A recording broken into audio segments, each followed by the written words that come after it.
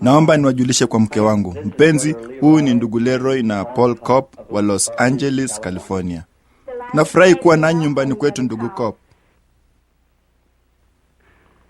Ndugu Branham, katika miamsho yako miwili mikubwa huko Los Angeles, katika hekalu la Kalvari, tuliona kwamba Bwana Yesu Kristo alikutumia kwa njia maalum sana, kwa karama hizi za ajabu sana, kutambua roho za mioyo ya watu na magonjwa ya miili yao, na ishara na maajabu yaliyofanywa. Ilipendeza sana. Tunataka ndugu Branham kusikia zaidi kuhusu huduma hii ya kipekee ambayo Mungu amekupea. Vema sana ndugu Kopp. Hebu turudi mwanzoni. Nilizaliwa Kentucky Mashariki, katika kibanda kidogo cha Magogo karibu na Vaucansville, Kentucky.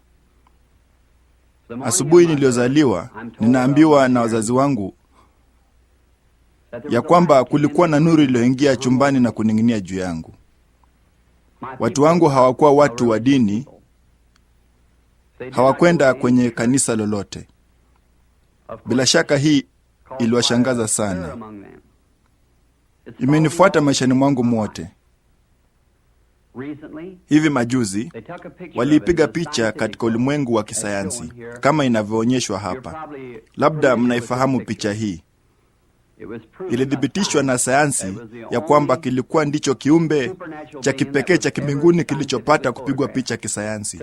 Nionavyo mimi, ni malaika yule yule wa Mungu aliyewafuata wana wa Israeli kutoka Misri kuingia Palestina.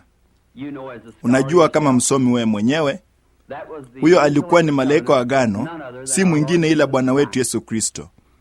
Na alipokuwa hapa duniani akidhihirishwa katika mwili, yeye hakudai kuwa mtu mkubwa. Alisema mwana hawezi kufanya neno, ni vile tu Baba anavyomwonyesha. Katika Yohana Mtakatifu mlango wa 5, labda unalijua andiko hilo. Yesu alipitia kwenye birika hili lililojulikana sana la Bethsaida. Aliwaona watu wengi viwete pale, vipofu na waliopooza, walemavu, wakingojea maji yachemke.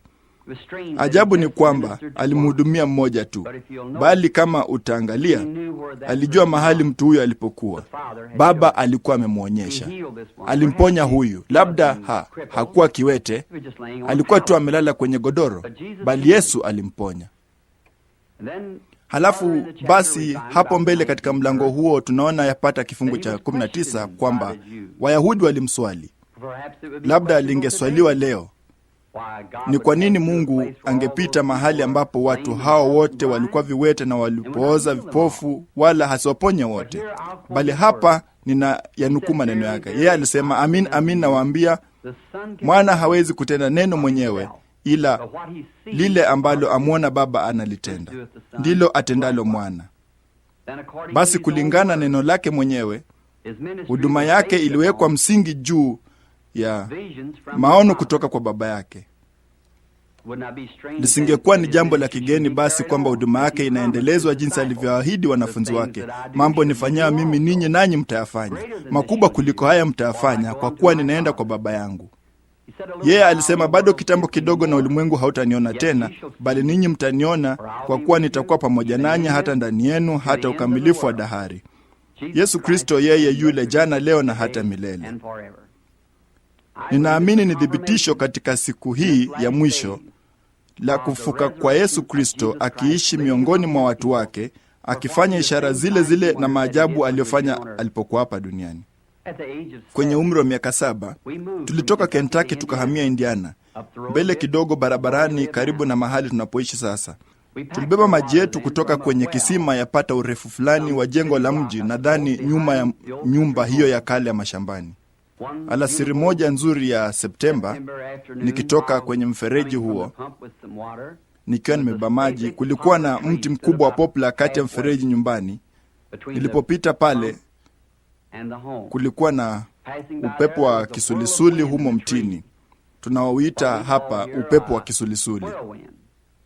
Mbona halikuwa jambo la kigeni wakati huu mwakani katika sehemu hii nchini, bali ulidumu mtini, haukuondoka.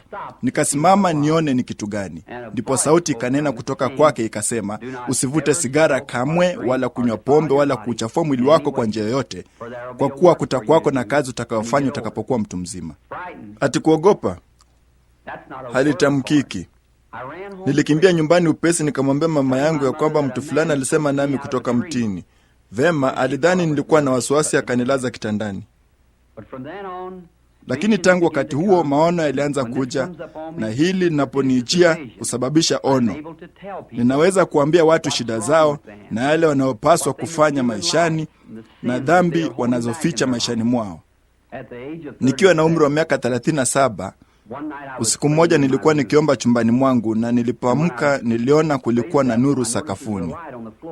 Na nikiangalia kote kuona mahali ilipotoka, ilikuwa ikitoka juu. Nguzo ya moto ilikuwa ikining'inia juu yake kidogo, na ilikuwa ikimulika sakafuni.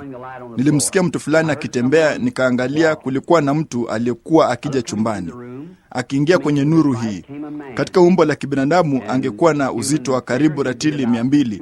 Alikuwa na nywele nyeusi zilizofika mabegani mwake, uso wa rangi ya mizeituni, alikuwa miguu mitupu. Hakika niliogopa.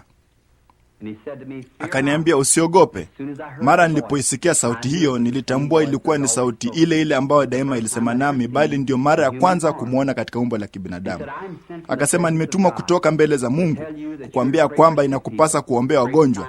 Ishara kubwa na maajabu zitafuata huduma yako, nawe utakuwa ukiwaombea wafalme na watawala na kadhalika. Vema, nikamwambia nilikuwa maskini, sikuwa na elimu, nisingeweza kufanya kazi hii. Akasema, kama vile Musa alivyopewa ishara 2 za kudhibitisha huduma yake, kwamba mimi ningepewa ishara 2. Moja ingekuwa ni kuombea wagonjwa miujiza, na hiyo nyingine ingekuwa ungejua siri za mioyo ya watu. Nikamwambia kwamba nilikuwa nikiomba juu ya jambo hili ambalo watu waliniambia kwamba ilikuwa ni ibilisi, huduma hiyo. Alinirejesha kwenye maandiko mengi, kama vile wakati Filipo alipompata Nathanieli, naye Nathanieli akamjia Yesu. Mbona Yesu alimwambia mahali alipokuwa chini ya mti, hapo Nathanieli alipompata. Na maandiko mengine mengi, kama vile yule mwanamke kisimani, jinsi ambavyo alifunuliwa dhambi zake. Hapo Yesu alipomwambia alikuwa na waume 5, alikimbia mjini na kusema, huyu ndiye Kristo.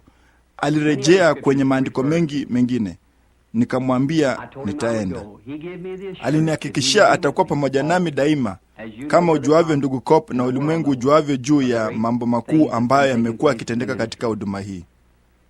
Tulikuwa tukiwazia kama maono haya ningeyakumbuka kwa muda mrefu sana. Wakati fulani uliopita niliona moja kama miaka 4 iliyopita, hasa la mvulana mdogo akiwa amekufa kando ya barabara, amegongwa na gari na kuuawa, naye alikuwa atafufuliwa kutoka kwa wafu.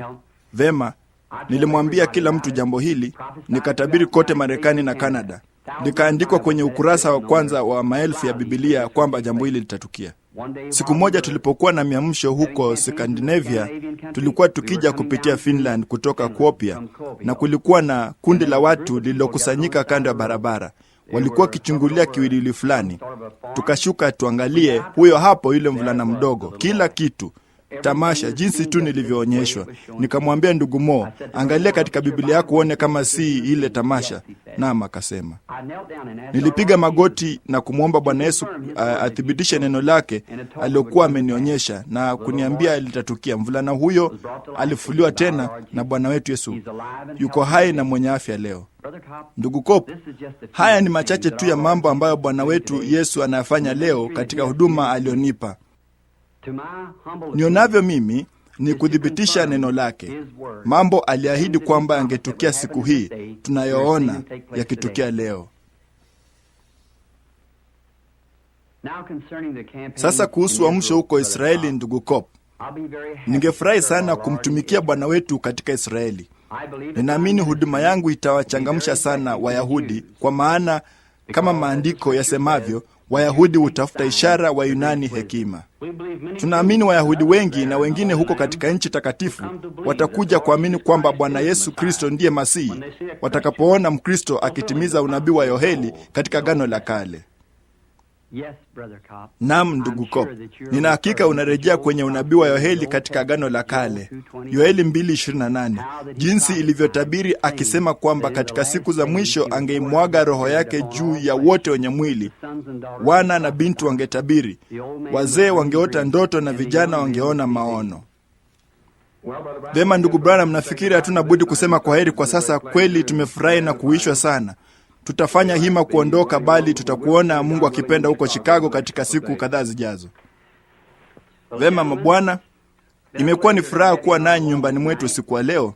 Tutakuwa tukiomba pamoja kwamba mkutano wa Chicago ufanikiwe, na kwa neema ya Mungu ninatumaini kukutana nanyi kule katika siku chache zijazo. Amina. Mngetaka chai kabla mjaondoka? Lo, vema, asante sana dada Branham, hiyo itakuwa ni sawa tu. Asante. Asante mpenzi.